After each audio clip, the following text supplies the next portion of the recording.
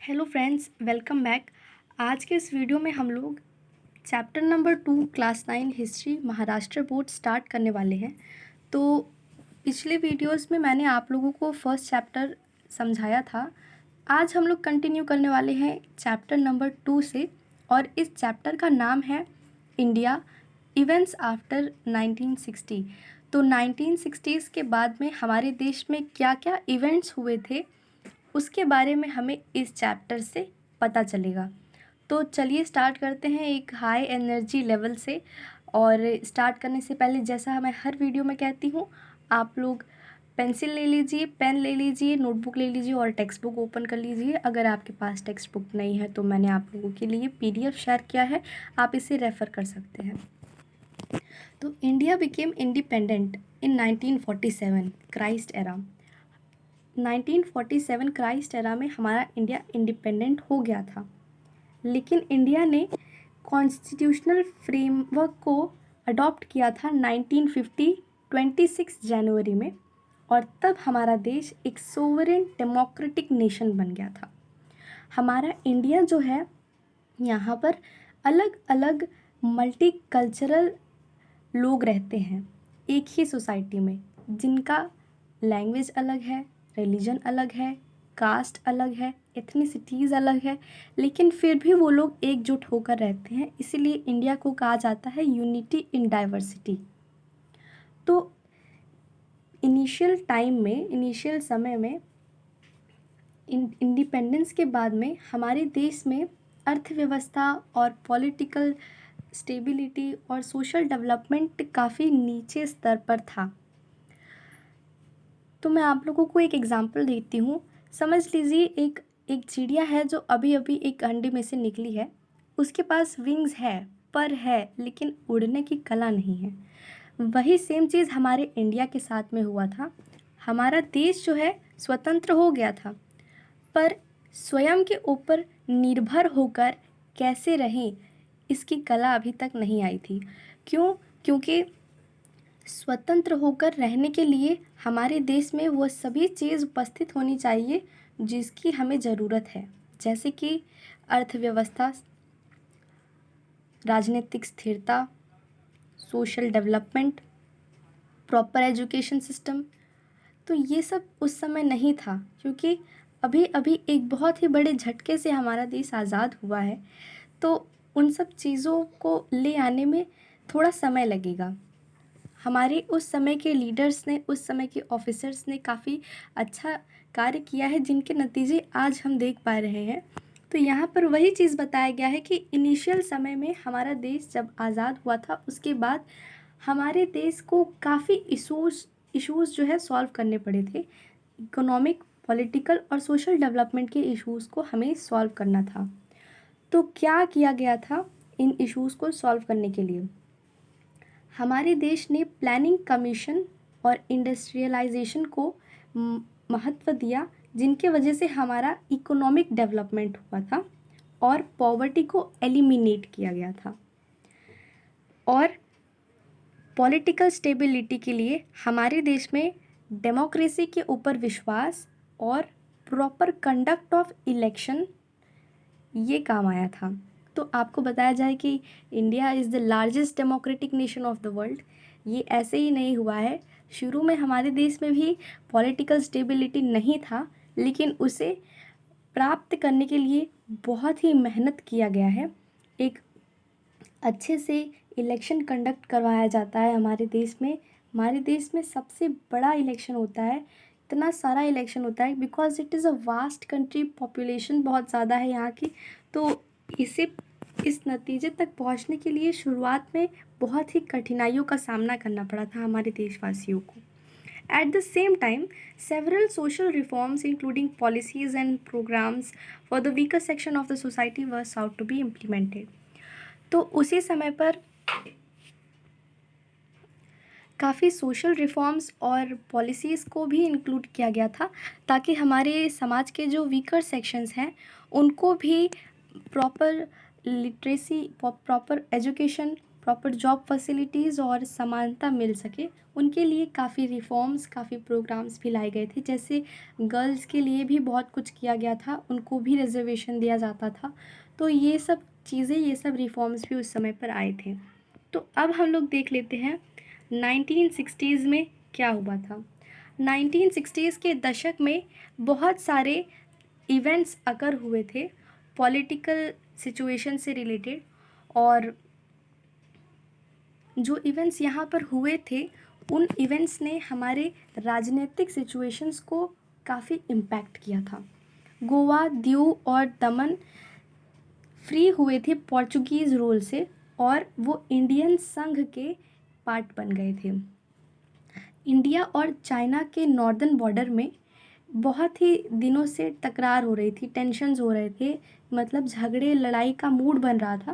तो ये झगड़े लड़ाई का मूड जो है उसका समापन हुआ 1950 में, सॉरी 1962 में, और वहाँ पर मैकमेहन लाइन बॉर्डर पे एक वॉर हुआ था। After India became independent, Pandit Jawaharlal Nehru, the prime minister of the country, led the country. जब हमारा देश आज़ाद हुआ था उसके बाद पंडित जवाहरलाल नेहरू ने हमारे देश को लीड किया था। ये थे हमारे देश के prime minister.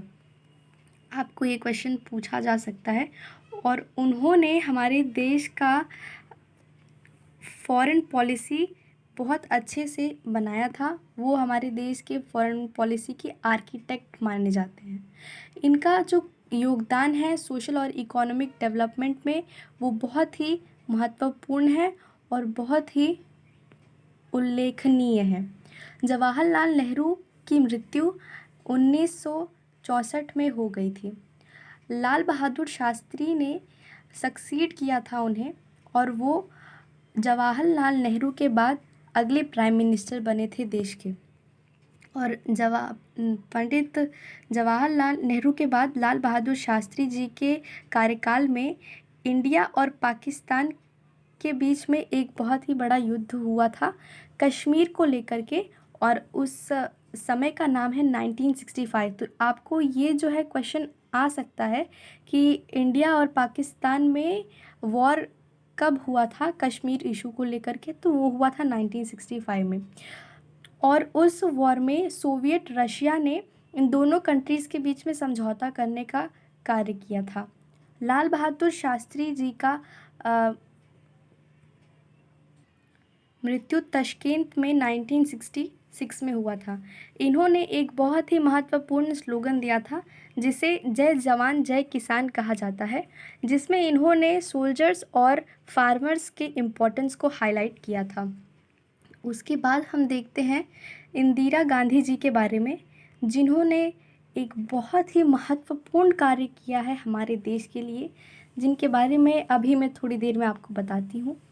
Indira Gandhi became the prime minister of India in 1966। जब लाल बहादुर शास्त्री जी की मृत्यु हुई थी तब उनके बाद ये तत्कालीन प्राइम मिनिस्टर बने थे। इनके जो डिसीजन मेकिंग एबिलिटी थी वो काफ़ी ज़्यादा अच्छा था, जिसकी लोग आज तक प्रशंसा करते हैं। उनके डिसीजंस जो हैं बहुत ही अच्छे और बहुत ही एडमायरेबल हैं। इन्होंने कुछ ऐसे भी डिसीजंस लिए हैं जिनके बारे में यहाँ पर लिखा गया है, जैसे कि nationalization of banks and cancelling pensions of princes and far reaching effects.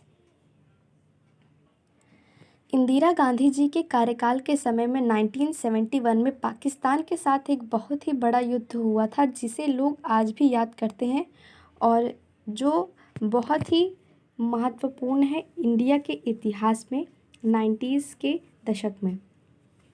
तो यहाँ पर यही बताया गया है कि during her tenure Pakistan's oppressive policies in East Pakistan resulted in a big movement. This movement was led by Sheikh Mujibur Rahman and his organization Mukti Bahini. This crisis in East Pakistan affected India as well because millions of refugees came to India.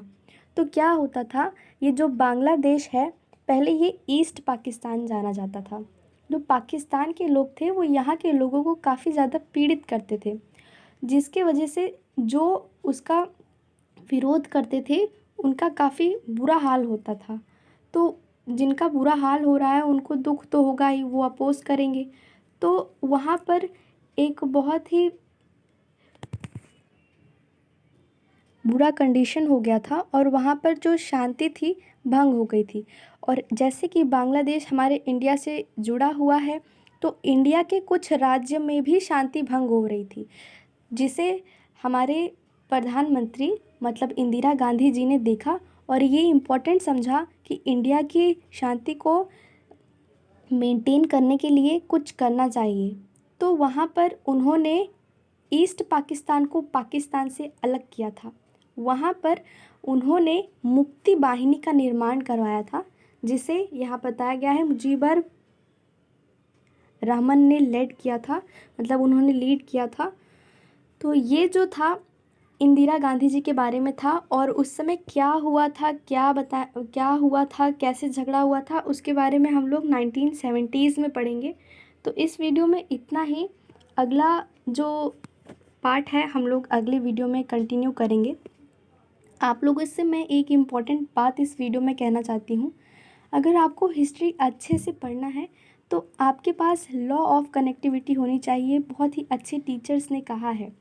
तो law of connectivity मतलब कि पुराने जो इतिहास है उसे वर्तमान से जोड़कर चलिए, वर्तमान से कनेक्ट करते हुए चलिए, तो आपको बहुत ही अच्छा लगेगा हिस्ट्री पढ़ने में। जब मैं स्टूडेंट्स को और अपने फ्रेंड्स को सुनती हूँ ये कहते हुए कि हिस्ट्री मुझे नहीं अच्छा लगता है, बहुत बोरिंग है, नींद आती है, तो मैं ये सोचती हूँ कि आपने हिस्ट्री पढ़ा कैसे। History is the best in and the most interesting subject, ठीक है। तो आप लोग भी हिस्ट्री अच्छे से पढ़िए और जब आप कोई एक पार्ट पढ़ते हैं तो उससे रिलेटेड 3 और पार्ट जो है सर्च करके आप रीड करिए, जो कि बहुत ही हेल्पफुल होगा आपके लिए आंसर राइटिंग में और आपका एक जर्नल अवेयरनेस बढ़ेगा। तो इस वीडियो में इतना ही। आगे के पार्ट को हम लोग कंटिन्यू करेंगे, मतलब 1970s के बारे में हम लोग अगले वीडियो में पढ़ेंगे।